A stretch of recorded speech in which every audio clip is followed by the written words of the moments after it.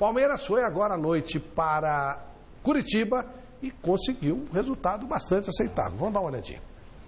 Jogando em casa, o Atlético Paranaense abriu o placar aos 29 minutos de jogo. Marcos Guilherme chutou, Fábio deu rebote e a bola acabou chegando em De La Torre, que de calcanhar colocou o Furacão em vantagem. Aos 6 minutos do segundo tempo, o árbitro Leandro Voaden marcou pênalti de Marcelo em Diogo. Na cobrança, Henrique deslocou o goleiro Everton e deixou tudo igual. 1-1 na Arena da Baixada. E ficou nisso. Bom, acho que para a situação que o Palmeiras estava, esse empatezinho caiu bem, né, Chico? Tá bom. Caiu muito bem, Flávio Prado, boa noite mais uma vez.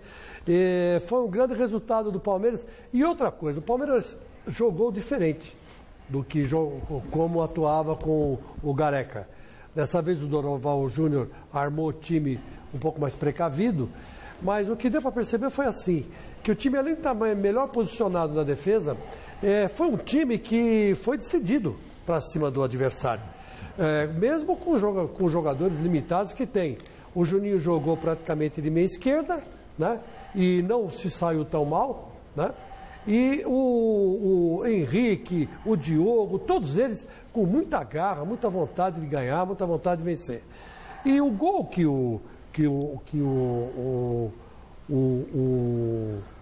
foi Palmeiras e quem mesmo? Palmeiras e Atlético. O gol do Atlético foi meio espírita. Porque se você olhar bem... Um minuto antes o Palmeiras perdeu um gol inacreditável. O cara fez um gol de calcanhar. Nem o Sócrates eu vi fazer gol de calcanhar. Então, quer dizer, é muito difícil fazer um gol assim. E mesmo assim ele teve sorte. O finalizador teve sorte. Né? Ele acabou tendo sorte. O De La Torre. E o pênalti foi incontestável, na minha opinião. O Godoy tem depois de dar. Mas eu gostei do Palmeiras. E o equilíbrio do Dorival Júnior depois do jogo... Helena, Vanderlei, Godoy, Michele e Flávio, que me impressionou. Equilibrado, sensato. Olha, esse empate, talvez podíamos ter um resultado melhor, que me satisfez. Temos muito que caminhar, mas já percebe que é outro papo, é outra situação, né? É outra conversa. Eu achei que foi para uma estreia fora de casa, foi um resultado muito bom. Boa noite, Godoy. Esse pênalti não dá para discutir, né? Boa noite, Flávio. Boa noite, pessoal. Não, o pênalti não se discute e agora teve um outro no Marcelo Oliveira que não foi marcado. Achei, é verdade. Teve um no Marcelo Oliveira, mais pênalti do que esse daí. Esse já não discute. O do Marcelo Oliveira, no Marcelo Oliveira, menos ainda. Mas foi pênalti, sim. E a expulsão do jogador do Palmeiras... Josimar foi uma expulsão. É claro que o árbitro não tem recurso eletrônico, mas plasticamente foi uma entrada feia, mas ele recolhe a perna para tentar evitar o choque, evitar o contato com o adversário e só foi expulso, eu entendo que ele só foi expulso muito mais pela pressão dos jogadores do Atlético do que pelo que o Josimar fez. A entrada foi feia, mas ele não atinge o adversário com aquela intensidade porque ele recolheu o trem de pouso para evitar o contato. Palmeiras jogou com 10 desde os 18 do segundo tempo. Vanderlei Nogueira, bom resultado, né? Claro, nessa situação do Palmeiras... E manteve-se fora do grupo dos rebaixados. Claro. Empate fora de casa, nessa situação difícil que o Palmeiras enfrenta. O Dorival não teve tempo de nada, deu um treino só, uma coisa muito rápida. Quer dizer, deve ter feito algum discurso... E o Claudinei também, né? Que também estreou no Atlético. Deve ter feito algum discurso e tal, para tentar acertar o time, vamos jogar fechadinho, aquela coisa toda, para tentar ganhar tempo. E agora que ele vai poder trabalhar... Mesmo assim não vai ter tempo, porque agora já tem jogo no meio de semana. Quarta-feira, domingo. Mas sem dúvida, nessa situação do Palmeiras, o importante é ganhar pontos e permanecer fora da zona do rebaixamento. É o que está acontecendo. É isso que vai acontecer. E eu bato naquela mesma tecla, o Palmeiras não vai cair. Alberto Helena Júnior, boa noite. Boa noite. Acho que o Júnior fez o que tinha que fazer, né? Chegar devagarzinho, reconhecendo o terreno. Ele é um sujeito, por natureza, né? Ele é sensato, ele é equilibrado, é articulado, ele sabe conversar com os jogadores e tal. E depois do jogo mesmo, o Fábio, goleiro, estava explicando, perguntaram para ele, o repórter perguntou, qual é a razão do Palmeiras ter jogado até bem, com todas as dificuldades que teve. Aí ele disse que era a tranquilidade que o Dorival passou para o time. Quer dizer, ele obviamente amou melhor a equipe e tal, mas é muito mais a questão emocional, né? O Palmeiras é vítima, obviamente, dessa questão emocional, porque a situação é muito crítica. Está ali beirando a zona do rebaixamento e tal, precisa sair daquilo, ficar livre, como, por exemplo, fez o Flamengo do Luxemburgo. E muito bem, e o Figueirense, né? O Figueirense ganhou o Internacional, em Internacional, tá perdendo 2-0, meteu 3-2, 7º jogo que o time ganha. Vai somando pontos, o Fernando vai somando pontos. Ou seja, o time que estava em último lugar, sem chance nenhuma, com o Argel, hoje é o 12º. A vitória tem aquela coisa de perna comprida, então é legal. Dorival Júnior. E confusão, viu? E confusão lá. A torcida cobrava, né? A torcida foram do eliminados Inter, pelo Bahia e tal. que quase não é tão assim violenta, sei lá, uma torcida mais tranquila que a do Grêmio, pelo exemplo, né? Pelo menos. Nossa, fizeram uma quizumba, já estão querendo que o Abel saia, cabeça do Abel, quer dizer, é complicado que está para acontecer. Em quarto lugar do campeonato. Quarto não, terceiro lugar do campeonato. E querem derrubar o técnico. É brincadeira. Espero que a diretoria não entre nessa, né? Não embarque nessa. Ruim, né? Mas escuta, é um ano inteiro que o cara tem. Perde 3 jogos, derruba. Tá louco. Não, e acaba. Esses caras têm a cabeça aí de pau, o que acontece? Paga o treinador? Paga. Claro. Tem que pagar a multa. Tem que pagar a multa. Aí contrata um outro, tem que dar luva, tem que pagar. E depois vai pedir para o governo lá para. Nós estamos devendo, prometemos que pagamos, mas não sei quando, por favor. Eles não têm vergonha na cara, essa gente. O goleiro Fábio do Palmeiras, ele elogiou o técnico Dorival e disse o seguinte, que ele acha que mudou o psicológico da equipe, que a gente entrou em campo com uma postura diferente e isso é fundamental. A gente saiu perdendo, porque jogar aqui é difícil, então esse empate foi de bom tamanho, disse o goleiro Fábio. Não foi isso que eu falei? Foi. Então, viu? Perfeito. Agora, o Praz também vai voltar, que é um jogador importante, que o nosso Fábio andou falhando muito. Deu um certo azar hoje, que ele fez uma defesa boa para o lado, a bola voltou e o gol de calcanhar, que não é um gol fácil de fazer. Enfim, né? E esse Della Torre é bom jogador, hein? É bom jogador. Ele já o ano retrasado tinha feito um belíssimo campeonato pelo Atlético, ano retrasado, no passado, não me lembro agora, mas é um bom jogador. Ele andou sendo negociado para o exterior. Foi. É isso aí. Dorival Júnior tem tudo a ver com o Palmeiras. É uma história maravilhosa que começa dentro da família. Vamos ver. O Dorival, hoje técnico do Palmeiras, já foi o Júnior, camisa 5, volante marcador que atuou no Verdão entre os anos de 1989 e 92. A relação com o Palestra vem de família através do tio e ídolo Dudu, um dos maiores jogadores da história do clube, dos tempos de glória das chamadas academias. Agora, aos 52 anos, Dorival Júnior reencontra a camisa 5 e inicia mais um capítulo no Palmeiras. Chance para afastar a crise do Alviverde em pleno ano do centenário e dar continuidade a uma carreira de treinador com altos e baixos. Após passagem pelo São Caetano, o clube pelo qual foi vice-campeão paulista em 2007, Dorival assumiu o Cruzeiro na mesma temporada. Apesar da boa campanha no Brasileirão, com direito à classificação da Raposa para a Libertadores, o treinador não foi mantido no cargo. Em 2008, no Coritiba, Dorival Júnior foi campeão paranaense. No ano seguinte, pegou o Vasco na 2ª divisão do Campeonato Brasileiro e recolocou o clube carioca na elite do futebol nacional. Em dezembro, Dorival foi anunciado pelo Santos como o substituto de Vanderlei Luxemburgo. Com uma equipe ofensiva, ousada e liderada pelo trio formado por Robinho, Neymar e Paulo Henrique Ganso, o Peixe encantou o Brasil e foi campeão paulista e da Copa do Brasil de 2010. O desgaste e o fim do trabalho vieram no mesmo ano, num episódio polêmico entre o treinador e o atacante Neymar.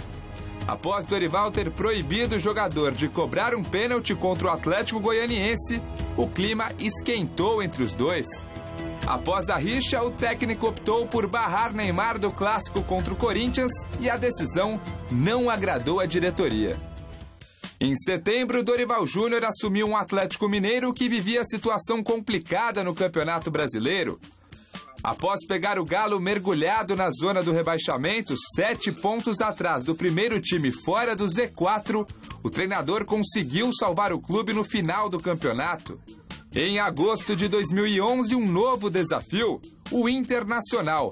No Colorado, Dorival conquistou o título da Recopa Sul-Americana e no Brasileiro conseguiu classificar o time para a Copa Libertadores da América. No ano seguinte foi campeão gaúcho, mas depois acabou não resistindo às críticas da torcida e deixou o comando do Inter. Uma semana depois, Dorival assumiu o Flamengo e fez campanha razoável no Brasileiro. No início de 2013, após maus resultados no Campeonato Carioca, foi demitido.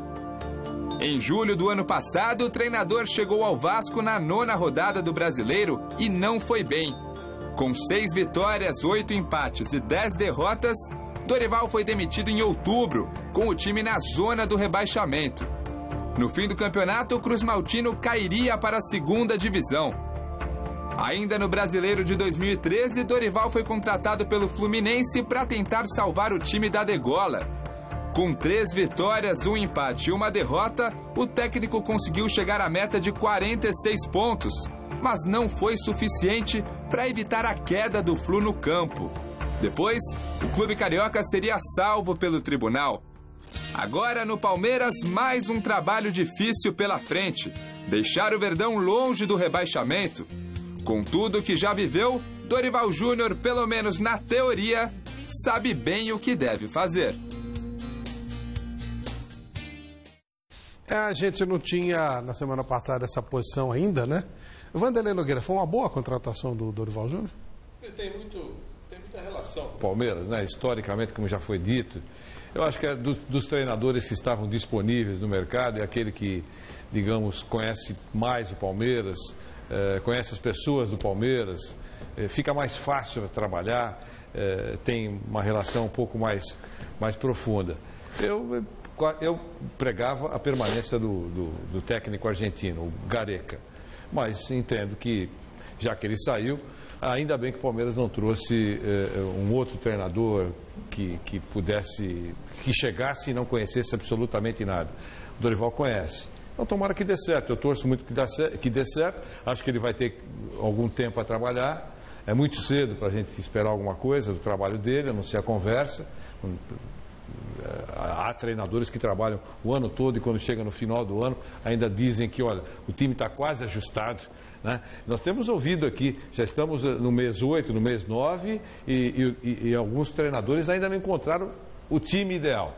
Então é muita ingenuidade achar que o Dorival vai ter, em algumas horas, vai corrigir profundamente o Palmeiras. Mas muda o chefe, muda a conversa. Então eu torço para que o Palmeiras se ajeite e que não caia, porque acho que será muito triste se o Palmeiras cair. E há equipes piores do que o Palmeiras. Então o Palmeiras precisa ter um pouquinho mais de sorte para algumas bolas entrarem. Aí esse quadro todo vai mudar. Helena, a experiência com o técnico argentino, você entende que foi frustrante, não deveremos ter novas? E só antes que você responda, por favor, para não perder a chance, parabéns à Seleção Brasileira de Basquete, que tem um técnico argentino, Rubens Manhano, e que venceu a Argentina no Mundial com 20 pontos de diferença. Eliminou, né? É eliminatória já. Pois não, Helena? Olha, o negócio é o seguinte, primeiro não se pode generalizar, porque este não deu certo, não pode nenhum outro vai dar. Quer dizer, isso é um pensamento muito pequenininho, né? Não é assim, é cada um. Não é também da mesma forma como foi errado você imaginar o seguinte, então o futebol lá fora está mais avançado do que o nosso aqui dentro, então vamos trazer alguém de fora. O futebol argentino é igual ao futebol brasileiro hoje. O futebol que se joga na Argentina, o futebol que se joga no Brasil, é a mesma coisa. Os treinadores não tem nada de excepcional. O Brasil tem uma história, tem uma relação com treinadores do Cone Sul, argentinos, uruguaios, muito grande. Muitos deles vieram aqui e mudaram a face do futebol brasileiro. O Dino Vieira, o uruguaio, foi um deles lá nos anos 40, final dos anos 40. Tivemos o Filpo Nunes, foi um excelente treinador.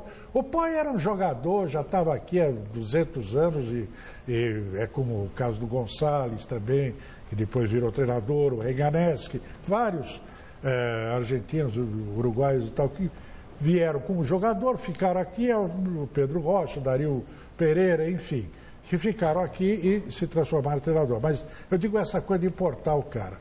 É complicado. Primeiro, o jogador brasileiro tem dificuldade para entender o português. Quando vem o cara aqui falando portunhol, ele já não entende menos ainda. Depois, não tem tempo para treinar. Não é o Gareca. São todos os nossos treinadores. Não tem tempo para treinar. O cara chega aqui, joga no domingo, segunda-feira tem folga, terça-feira faz revisão médica, um treininho ali, quarta-feira tem jogo. Brasil, país, continente, viagem longa, demorada, cansativa, e assim vai. Quer dizer, você não, qual é o treinador que você vai dizer, o cara está fazendo um grande trabalho? Marcelo Oliveira. Por quê? Está lá, 2 anos já. E é um cara, esse sim, é um cara de uma lucidez que você não encontra na esquina, né, dos treinadores. Então, me parece que é isso. Não é fechar a porta, tem que ser o momento certo. Se você quer contratar um treinador argentino, faça-o com tempo devido. Que ele venha, que ele tenha tempo para se adaptar à cidade, às condições, ao futebol que aqui está. Vai levando. Por exemplo, você quer contratar o São Paulo, que todo mundo fala aí que é uma maravilha, não sei o que e tal. Muito bem. Você hoje tem que entrar em contato com eles e dizer assim, eu vou te municiar com todas as informações sobre o futebol brasileiro, para quando você vier, você não chegar aqui sem saber nada. Você vai vindo aqui esses meses. Você lembra que o André Vilas Boas, São Paulo procurou, ele falou, ok, acerto, e começa a trabalhar em janeiro, era no meio do ano. Ele queria 6 meses para ver como é que a coisa funcionava. No clima, porque não é assim. O cara vem do exterior, chega aqui, ainda mais nesse país que é organizadíssimo, tudo tem seu lugar, né, certinho, os horários, todo mundo cumpre. Quer dizer, o cara vem, ele tem que se ajustar a essa nova realidade. Então precisa dar tempo para ele e precisa municiá-lo de elementos. Porque acontece o seguinte, vem o Gareca, ele chega, não conhece ninguém, não conhece nenhum jogador. Ele fala assim, eu preciso trazer uns caras que me entendam, que me ajudem. Aí começa a trazer jogador que seja... Ele trabalhou 13 jogos. Helena, nem o Mourinho com 13 jogos consegue mostrar nada. Helena, no futebol, o relógio corre mais rápido. Não dá tempo para isso. Seria o ideal. O mundo ideal é isso que você acabou de dizer. Mas esqueça. Isso não vai funcionar. Tempo para treinador estrangeiro, tempo para treinador brasileiro, esqueça. Não com esse nosso calendário, né? Claro. Mas o ideal seria mandar o calendário para o inferno, fazer uma coisa que e aí tudo bem, mas como está... Desculpa, mas eu não posso esquecer. Eu tenho que ficar, que é minha obrigação, como ofício que a gente pratica aqui, que é de tentar jogar um pouco de luz na cabeça. Mas é utópico. Ele tem que insistir com isso, porque tanto água mole em pedra dura, tanto bate até que fura. No caso do Brasil é mais fácil acabar. Isso aí. Aliás, não está difícil acabar. Já acabou, né? Chico, e para você? Flávio, é assim. Veja bem o que eu quero dizer. O português, a língua portuguesa, ela é um dialeto do espanhol. Para quem não sabe, a gente fala português desde criancinha, a gente não percebe, mas a história é essa. Né? Era um reino de Castela, se separou da Espanha e nós falamos um dialeto, que é o dialeto que vem de Portugal. Hoje bastante modificado, né? Bem abrasileirado, com palavras indígenas e tal. Então, para o cara que vem de fora, aprender português é difícil. É muito mais difícil do que nós aprendemos outra língua. É estranho isso. Mas, por exemplo, tem o pessoal da Coreia que vem para cá, aprende o português mais fácil. Não sei porquê, mas pela sonoridade eles pegam mais rápido. Então tem umas peculiaridades. Agora, para o argentino, falar português é complicado.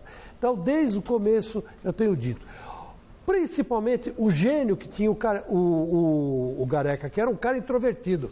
Quando o cara, que nem ele já estava me lembrando hoje na redação, antes de começar o programa, o Bela Gutmann não falava nem português, nem espanhol, misturava italiano com espanhol e todo mundo entendia o Bela Gutmann, ele revolucionou. É que o Fiola falava italiano e também era um intérprete. Não, mas aí ele deu uma explicação que matou. O Bela Gutmann mandou contratar o Zizinho. Ele acabou a conversa, armou o time em cima do Zizinho. Mas ele tinha carisma. Ele era um cara carismático. Então ele chegava no lugar, chamava atenção, o jogador fazia força para entender. Né?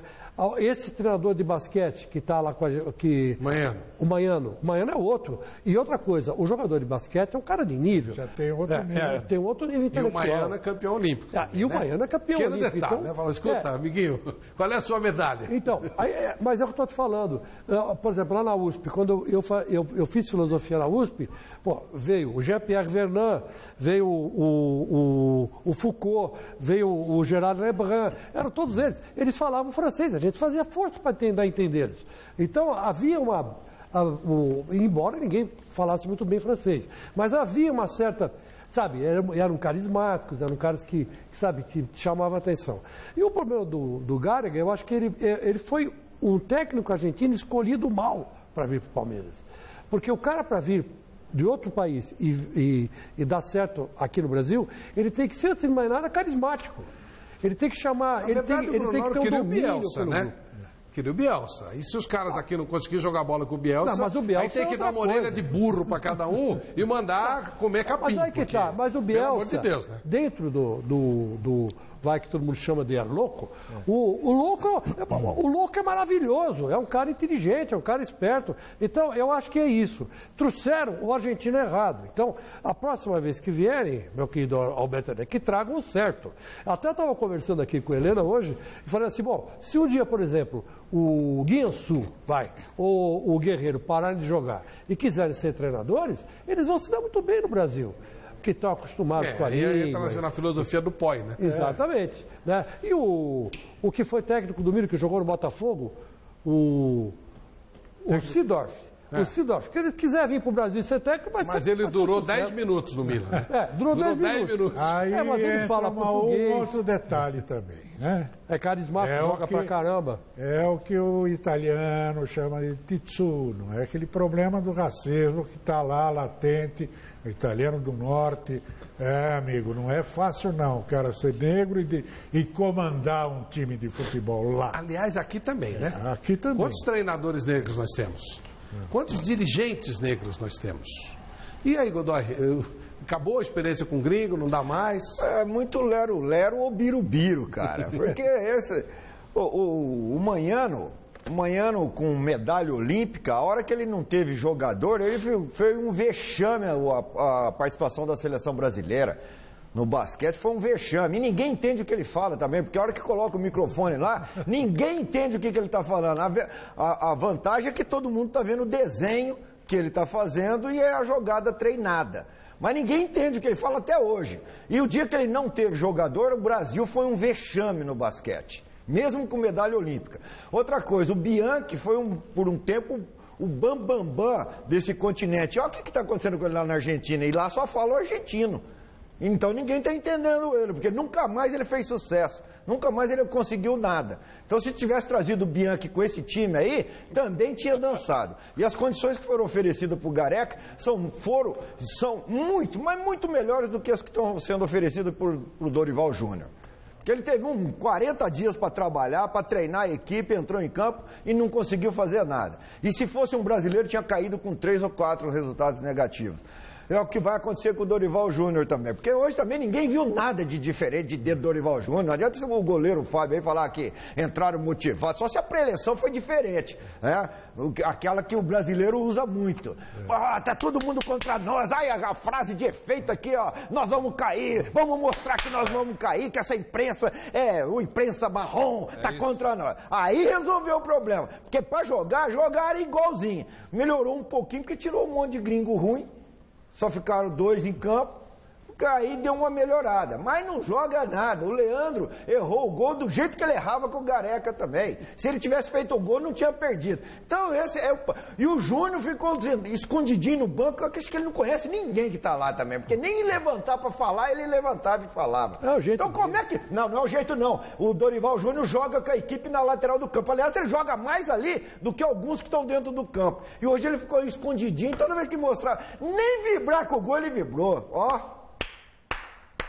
Tá chegando agora. Tá chegando agora, mas chama o cara vida, pelo né? número. Vamos lá, o número 5, pega lá o número 5. Que vexame, entendeu? Então, mas mudou o espírito. Quem mudou se o treinador tá apagado, pô, tá faltando pilha pro treinador no banco, cara? É tudo papopá, pipipi, popopó, pupupu. E ó, dessa... O time correu mais, Godoy. Correu Para mais, com pega isso. os quilômetros que vai estar lá. Não adianta correr. Então põe na maratona, escreve aqui na São Silvestre, Na São na Silvestre. e vai correr São Silvestre, cara. Os caras não acertam 3 passes. 3 passes. Você pega a estádio, você fala, você fica com a caneta e o papel e fala: 1, 2, fora. 1, 2, perdeu. 1, perdeu. Meio. Vai dominar. Fura. Para. Dizer que já teve o dedo do professor. Para com esse negócio de dedo que já tá dando. Já deu sem aquecer. Eu queria. Para com esse negócio de Marcelo, dedo. Eu queria ver o Marcelo o Lula Tais, ser um grande treinador, abraço pro faltando Marcelo um Tais, lá, cara. meu grande Marcelo, o dedo do professor Gareca não deu certo.